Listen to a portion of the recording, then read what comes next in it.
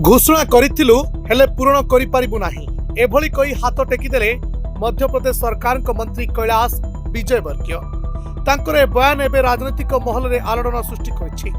भोपाल रे अनुष्ठित एक आंचलिक सहरांचल विकास समीक्षा बैठक रे मंत्री कैलाश विजयवर्गीय स्पष्ट भावे कहिसंति जे राजनीतिक बाध्यबाधकता जुगु पूर्वरु अनेक घोषणा करा जाइथिला, किंतु सेगुडी को कार्यकारी करिबा एबे बड़ चैलेंज सृष्टि होइछि।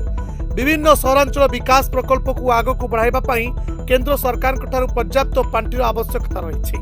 कैलाश विजयवर्गीय कहिसंति जे शहरीकरण द्रुत गति वृद्धि पाउछि एवं यह सहित नागरिकों चाहिदा मध्य समान भाव में वृद्धि पाइछि। तेणु रास्ता, जल जोगाण, स्टोरेज, गृह एवं परिवहन भली मौलिक आवश्यकता पूर्ण करने राज्य सरकार प्राथमिकता। केवल राज्य संबल सहित समस्त प्रकल्प को समय सीमा मध्य समाप्त करने सहज नुहे एवं एथिपाई केंद्र सरकार समर्थन आवश्यक।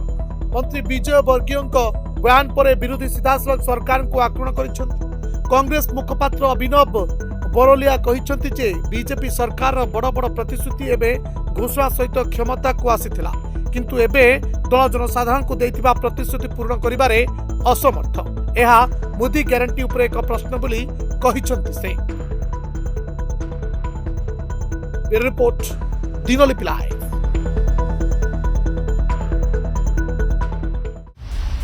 दिनलिपि लाइव को एबे ही लाइक, शेयर, सब्सक्राइब करंतु।